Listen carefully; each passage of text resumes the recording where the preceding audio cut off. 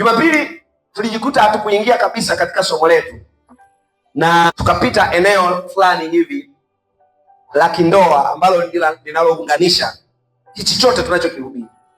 Hichi chote tunachojaribu kufundisha kinaishia kwenye nini? Unajua kuna wake wanawaogopa sana waume zao, kama vile ambavyo leo watu wanaojiita Wakristo wanavyomwogopa Yesu. Usijifananishe naye. Ndio watu wengine wamefikiria hivi, baba akirudi ndani ya nyumba pakaliki. Mwambie huyo sio picha ya Yesu. Alafu mwambie hivi, unapojigundua uko sehemu ya hayo maisha, je, utaendelea kujiogopa? Alafu mwambie wewe unajiogopa. Kwa hiyo kama unajiogopa, huenda wewe sio wewe, kwa sababu wewe huwezi kuogopa wewe. Sehemu ya 6 kwenye kile kipengele cha dhambi iliondolewa. Niliwaambia hapa kuna vipengele vingi kidogo. Kwa hiyo Jumapili hatukupita hapo kwa sababu tuliingia tukapiga kwenye eneo fulani hivi, lakini leo tutarudi hapa. Tutakuwa kwenye kipengele cha 7, lakini nitakupitisha haraka kwenye kipengele cha 6 ili uone kwa mtiririko tunaotembea. Hicho kipengele cha 6 kilikuwa kujitambua upya ndani ya Kristo. Andiko kula kusoma lilikuwa Wakorintho wa pili sura ya 5 mstari wa 17 inayosema hata imekuwa mtu akishakuwa ndani ya Kristo amekuwa kiumbe kipya. Tukasema wanafunzi tunapaswa kuelewa kwamba baada ya kumwamini Kristo, utambulisho wetu haujengwi tena katika asili au utamaduni au lugha au ukoo wa Adamu, bali unajengwa katika ukoo wa Kristo. Warumi sura ya 8 mstari wa 29 inasema hivi kwamba yeye ndio mzaliwa wa kwanza miongoni mwa ndugu wa kweli wa damu moja na yeye. Kwa hiyo hatuko tena kwenye utamaduni, ukoo, lugha, dhambi na makosa ya asili ya Adamu wa kwanza. Tumebadilisha. Tunapozaliwa mara ya pili, tunazaliwa kwenye familia nyingine yenye tamaduni nyingine, yenye asili nyingine, ambayo hiyo asili na utamaduni wake na lugha ni haki, salama, ushindi, baraka, kweli. Na hapo napo tumezaliwa kwa kuzaliwa tu, na tukasema kila aliye na maisha ya Kristo ndiye Kristo mwenyewe. Nakumbuka mwanadamu huishi kulingana na jinsi anavyojiona yeye kwenye mawazo yake. Kwa hiyo unaweza ukaishi kujiona mwenye dhambi, ukajiposition hapo, utakuwa hivyo.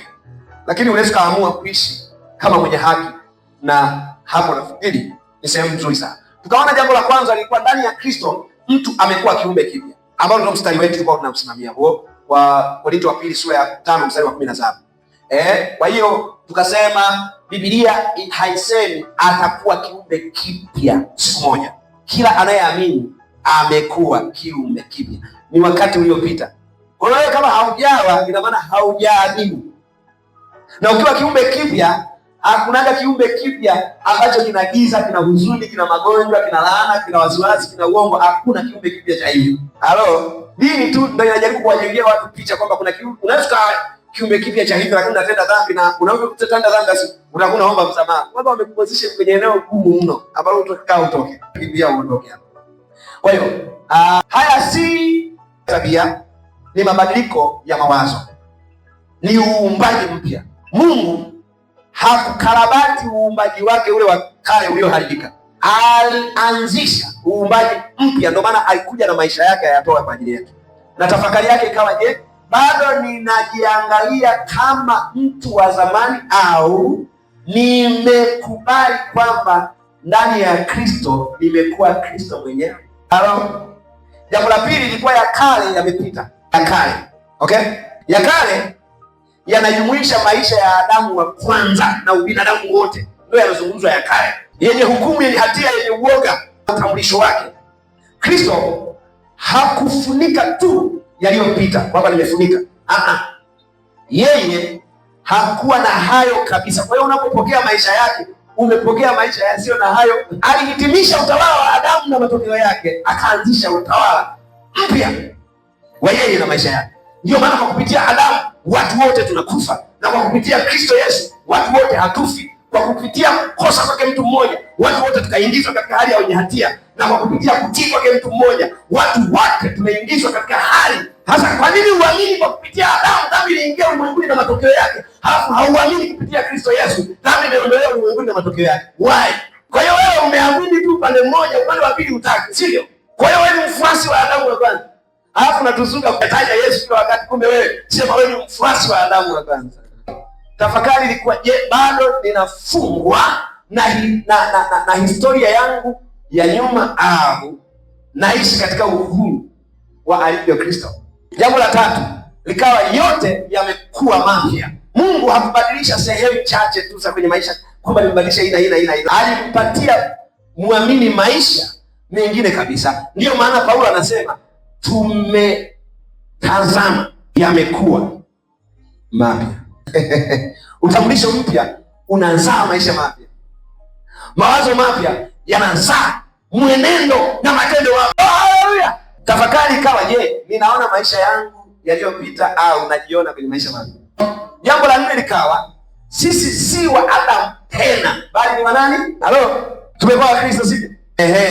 Wakorintho wa kwanza sura ya 15 mstari wa 22, kwa kuwa katika Adamu wote wanakufa. Kadhalika, maana vivyo hivyo katika Kristo Adamu alikuwa chanzo cha mauti.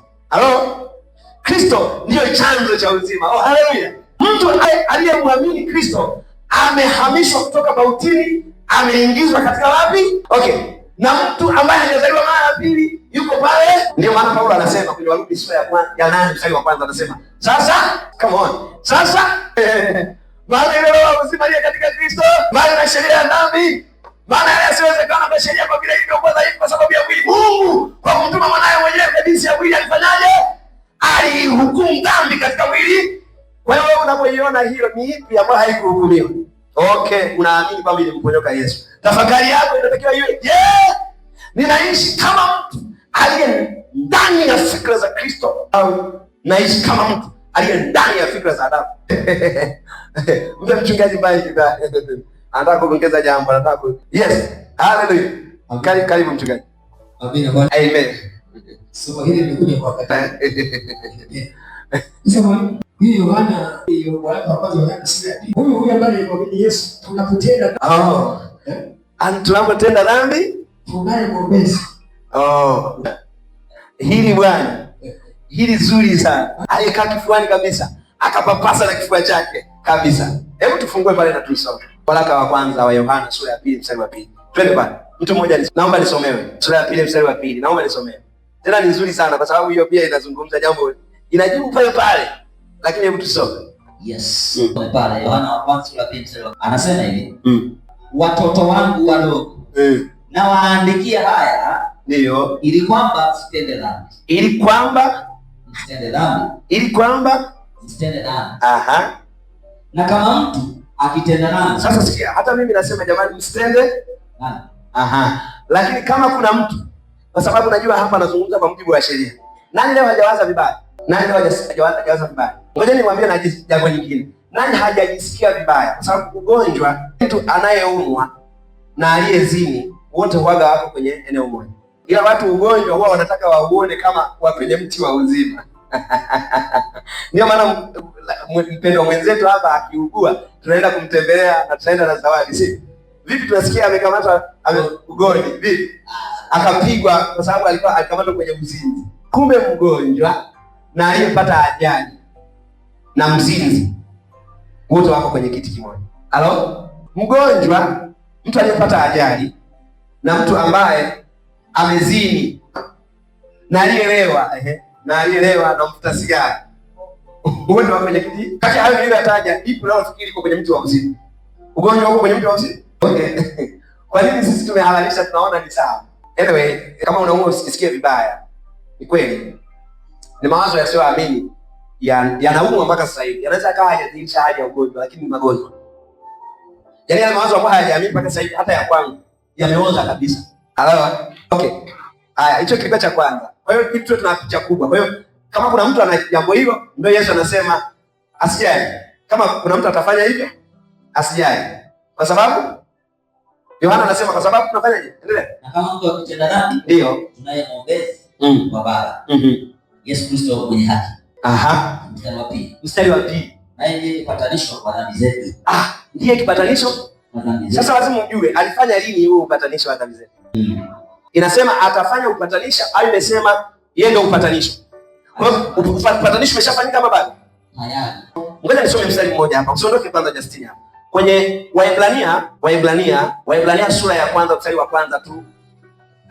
Inasema hivi. Mungu ambaye zamani alisema zamani na baba zetu katika manabii kwa sehemu nyingi na kwa njia nyingi, mwisho wa siku hizi amesema na sisi katika mwana aliyemweka kuwa mrithi wa yote, tena kwa yeye aliufanya ulimwengu. Yeye kwa kuwa ni mng'ao wa utukufu wake, chapa ya nafsi yake, akivichukua vitu vyote katika amri ya uweza wake, akiisha kufanya utakaso wa dhambi, aliketi mkono wa kuume. Akiisha kufanya utakaso ndio aliketi mkono wa kuume. Kwa akiisha kufanya upatanisho ndio aliketi. Hajaketi kabla hajafanya upatanisho. Kwa hiyo Yesu sasa hivi ameketi au yuko kazini? Kama ameketi ameshafanya nini? Upatanisho wa dhambi. Kwa hiyo ameshafanya. Alifanya nini? Kwa hiyo pale msalabani yote imekwisha. Hasa anasema watoto wangu wadogo, hata mkitenda nani? Tunaye nani? Kwa hiyo tayari ameshafanyaje? Ndio maana alikufa tungali wenyewe. Kumbe hili mtendo lilishafanyika. Ukisoma sura ya 8 ya kitabu cha Waebrania inasema, basi katika hayo yote tunayosema, neno lililo kuu ndio hili: tunaye kuhani mkuu wa namna hii, ameketi mkono wa kuume wa kiti cha enzi cha ukuu mbinguni. Ameketi na nani? Waefeso sura ya 2 mstari wa 6.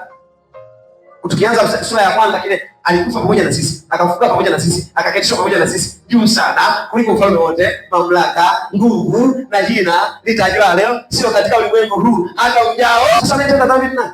Kama sisi tayari tumeshaketishwa na Kristo mbinguni, au tunatendea mbinguni. Kumbe anayetenda ni yule ambaye hajafanyaje, ndio yuko hapa, sivyo? Hayuko kwenye kiti ameketi na yeye, sivyo? Naeleweka kidogo? Hizi ni mistari fulani ya kimtego tu ambayo mtu anapokuwa bado hajaelewa kindani kwamba yule shetani ni kama vile simba anatafuta mtu wa kummeza. Kwa hiyo watu wanakuambia, unaona shetani yupo, anaweza kumeza. Okay, anameza nani? Ni kweli anaweza kumeza mtu, wenda special na hiyo. Hasa akammeza nani? Huyu aliyeketi pamoja na Kristo au anameza ambaye yuko nje ya Kristo?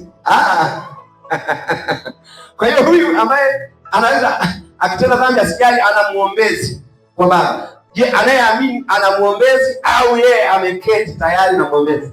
Kwa hiyo kumbe aliyeketi tayari haimuhusu. Kwa sababu baadaye kwenye sura ya 3 hapo mbele anasemaje? Yeye alijiita ili asiondoe dhambi, na dhambi haimo. Kwa hiyo kama haimo ndani yake, anasema mstari wa 6, kila akae ndani yake hafanyaje? Hatendi. Kumbe huyu anayetenda ambaye anahitaji muombezi. Sisi unamwona huyo ni nani? Kumbe ni mawazo yasiyoamini. Anatueleza kabisa. Anasema yeye atendaye haki una haki kama yeye alivyo na haki. Lakini atendaye dhambi ni nani? Ni wa ibilisi. Ndio maana anamuombezi kule, kwenda kaachana na ibilisi siku moja. Akiachana na ibilisi, ajue anamuombezi. Haijalishi ameshikwa na ibilisi kiasi gani. Ndio ile anasema kwamba hata Daudi anasema hata nifanye kuzimu kwa kitanda changu. Hana maana ya kwamba kuna mtu ana kitanda kuzimu, lakini anasema hata nifanye kitanda kuzimu bado hajaniacha. Siku nitakapoamua. Mlango bado uko. Kwenye mstari wa 9 anasema kila mtu aliyezaliwa na Mungu afanyaje? Sasa pale anaposema kwamba usitende dhambi, tunaye muombezi, na maana huyu anaye bado tenda dhambi ni sijazaliwa na nani? Sababu kila aliyezaliwa na Mungu hatendi, kwa sababu uzao wake Mungu unakaa ndani, wala hawezi kufanyaje. Kwa hiyo kumbe anayetenda hajazaliwa na nani? Is it clear? Lakini niongeze sasa kwa faida pana zaidi.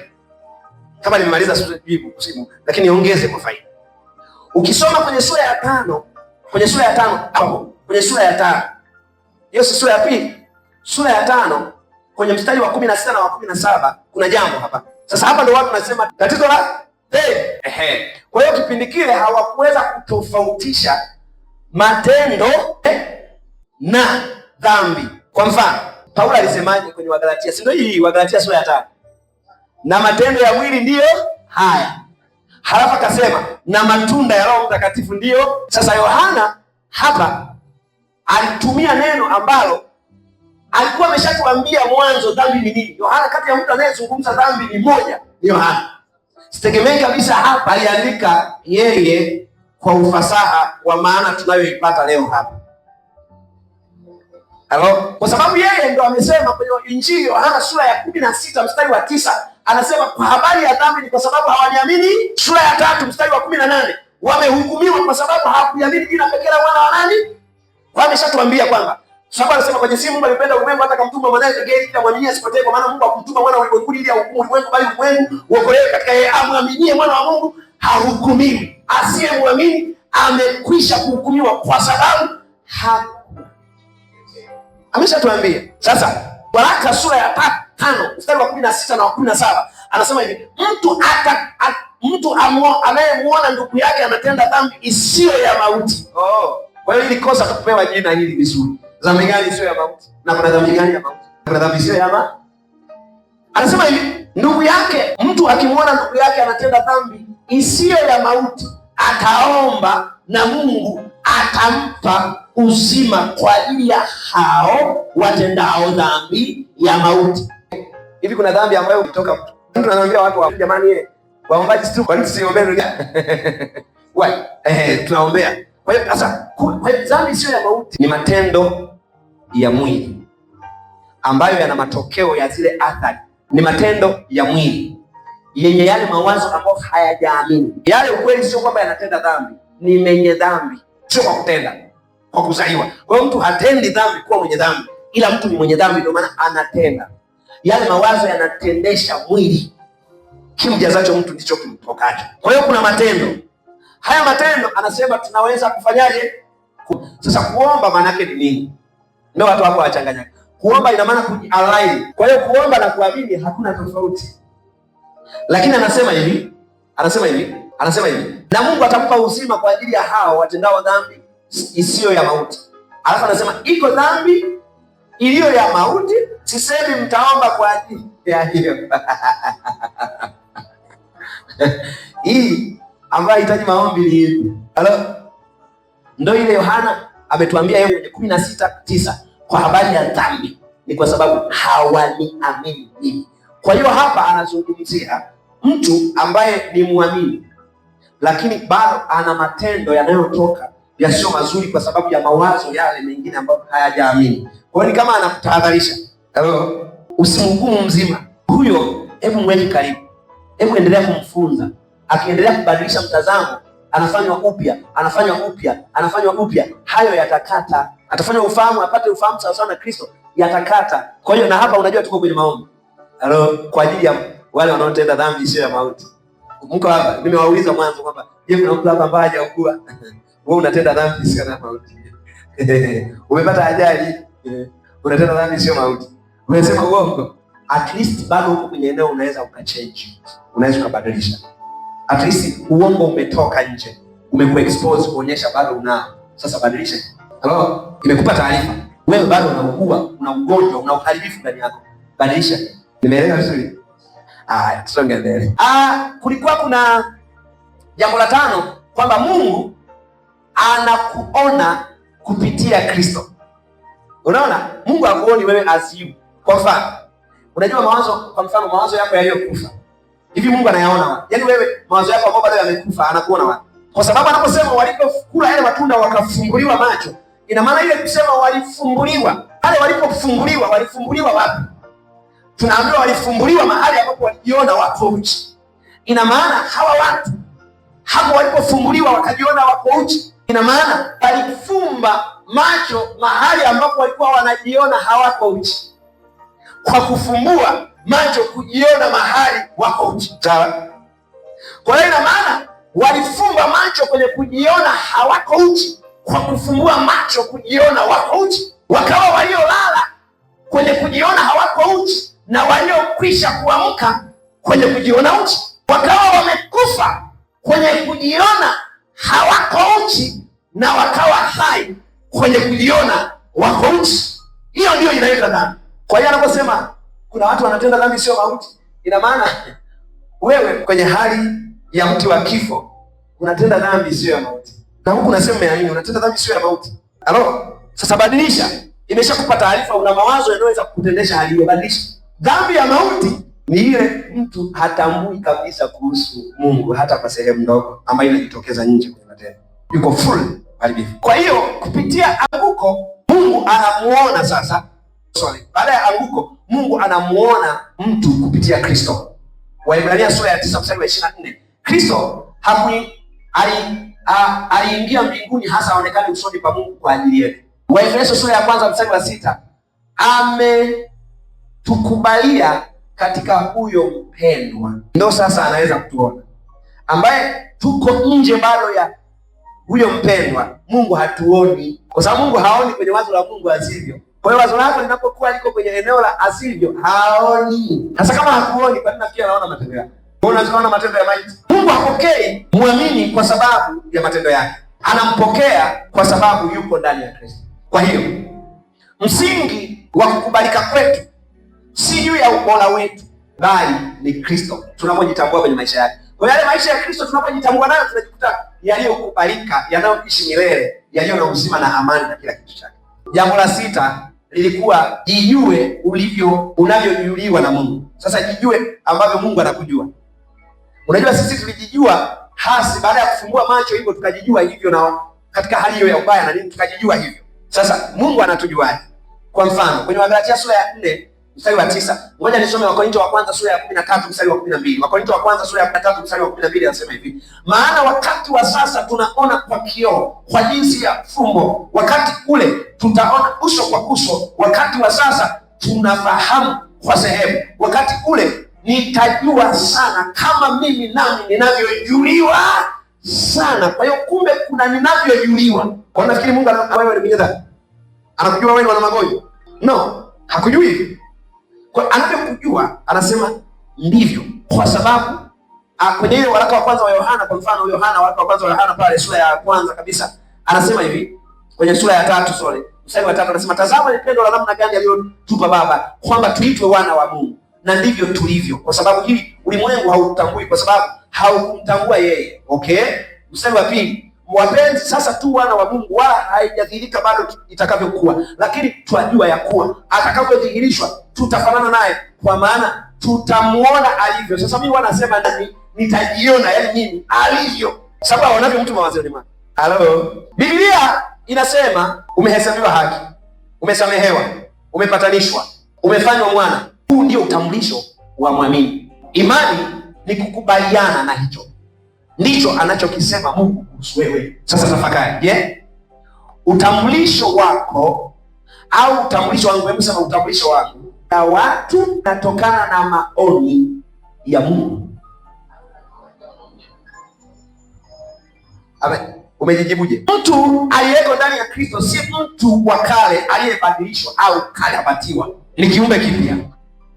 Ni historia yake, ni msingi wa maisha yake ambao sasa umejengwa ndani ya Kristo. Makosa yake si utambulisho wake tena, bali utambulisho katika yale makosa anayofanya. Kwa wakati anaendelea kufanyika mchakato, unapofanya kosa linakutambulisha kwamba bado hicho unacho, piga mbio, ongeza mwendo, endelea kufuta, badilisha fikra zako, bado zinatoka haya, bado yako ndani yako, kwa sababu kitu ambacho hauna bado kinatoka hicho. Kwa hiyo usiangalie kinachokutoka, angalia unachotaka kuwa, kwa sababu hicho unachotaka kuwa, hichi kinachokutoka kinakutoka bila taarifa yako, kwa sababu ndio kingi. Sasa anza kukiongeza unachotaka kuwa. Hicho unachotaka kuwa kikishakuwa kingi, kikakizidi kile kingine kinachokutoka, ina maana kile kitastop na kitaanza kukutoka ambacho kitakuwa kimeshakuwa kingi. Kwa hiyo usizingatie hichi ambacho kinakutoka sasa hivi kibaya, kuna kizuri. Ndio maana naye anasema nitazame mimi, uendelee kubadilishwa. Wale watu walikuwa wanagongwa na nyoka, wamevimba, wengine miguu wamevimba, wengine miili, wengine wanavuta pumzi ya mwisho, wengine wanakufa pale. Wakati Musa wanaulizwa tunafanya nini, na Musa hana cha kufanya. Baba, tunafanyaje? Yeye alimwambiaje? Mwambia msamaha haya, kemea hayo yanayonyata. Alimwambia fanyaje? Tengeneza nyoka wa mshaba alafu mtazame muinue. Sasa nyoka ya shaba maana yake ni nini? Shaba ina maana ni nguvu. Nyoka maana yake ni ile sumu inayowaua. Kwa hiyo wakiona sumu inayowaua imeinuliwa kwenye shaba, ina maana imehukumiwa. Kwa hiyo wanatakiwa watafsiri kwamba sumu imehukumiwa, kwa hiyo spasi kuua. Alikuwa mzima mtu yote aliyeona hivi. Kwa hiyo kumbe tunafanya hivyo pia. Na Yesu akasema mimi ni kama vile nyoka wa shaba aliyeinuliwa. Kwa hiyo dhambi zetu, makosa yetu, magonjwa yetu, tunatakiwa tukiona msalaba ule, oh my God, tunatakiwa tuone pale dhambi zangu. Siweka pale kila kitu. Kwa hiyo tunatakiwa kusema oh asante, msalaba umemaliza kila kitu. Kwa hiyo nikikosea nafanyaje? Kosa kwa mujibu wa Agano la Kale lilikuwa na adhabu kila kosa. Hakuna lililokuwa linapita kule. Kwa hiyo unatakiwa ujue kwamba halijapita kule, hilo ulilokosa ndio hicho tunachozungumzia msalabani. Yesu kapigwa kwa ajili ya hilo. Kwa hiyo shukuru kama unaamini. Na ndio maana hawezi kurudia kufanya. Lakini wewe baada ya kumshukuru, kuna mtu ambaye kashapigwa kwa ajili yako mbaya, wewe unajichomeka wewe kuomba msamaha. Ni kiumbe kipya. Historia yake si msingi wake tena. Makosa yake si utambulisho wake tena. Kristo ndiye utambulisho wa kiumbe kipya. Kwa hiyo Kristo haishi akijiuliza hebu nilikuwa nini. Sema siishi kujiuliza nilikuwa nini, bali ninatakiwa mimi kama Mkristo niishi nikijijibu sasa mimi ni nani ndani ya Kristo. Kwa hiyo ninapotembea hivi siwezi kwamba nilikuwa nini hivi, usiishi tembea unajiuliza, ila tembea ukijijibu mimi sasa ni nani ndani ya Kristo. Mimi ni nani? Hebu wewe jiulize, mimi ni nani ndani ya Kristo? Unajijibu nini? Sio mimi nilikuwa sijui, unajua nilikuwa hivi. Mtu akisimama hapa anataka aelezee makosa yote ya zamani, kwa unatuhubiria hayo. Sisi wengine tulikuwa wabaya zaidi, hata hatutaki kuongelea haya. Nalazimika sana wakati mkuta nasimulia haya. Ina maana kuna mtu yuko hapo kabisa na hawezi akatoka mpaka nimesema haya. Lakini kama wewe umeshatoka hapo, bado unakamfurushi kingine, usiendelee kupigilia msumari pale, endelea mbele. Usiishi kujiuliza nilikuwa nini, nilikuwa nafanya nini. Ishi ukijijibu, sio ukijiuliza nilikuwa nini. Kwa sababu ukijiuliza ulikuwa nini, unajua utajijibu. Halo? Ukijiuliza hivi mimi nilikuwa nini? Ukijiuliza hivi mimi nilikuwa nini? Mtasikia mimi nilikuwa ni mlevi. Mimi nilikuwa mgomvi. Mimi nilikuwa yaani utajikuta hapo yanaanza kutiririka haya. Umeona? Lakini ishi ukijijibu, mimi nani sasa ndani ya Kristo? Mimi nani sasa ndani ya Kristo? Unategemea nini? Sasa mimi ni mwenye haki. Mimi ni mbarikiwa. Mimi nimeshinda. Mimi ni mwenye hekima. Mimi ni mkufu. Mimi ni kweli. Mimi ni wema. Mimi ni haki. Mimi ni nuru. Mimi ni nguvu. Mimi ni wema. Mimi ni amani, furaha na kila kitu. Kwa hiyo usiishi ukijiuliza nilikuwa nini. Ishi ukijijibu mimi ni nani sasa ndani ya Kristo. Haleluya. Kwa sababu utambulisho wako ndio unaoamua unavyo au utavyoishi.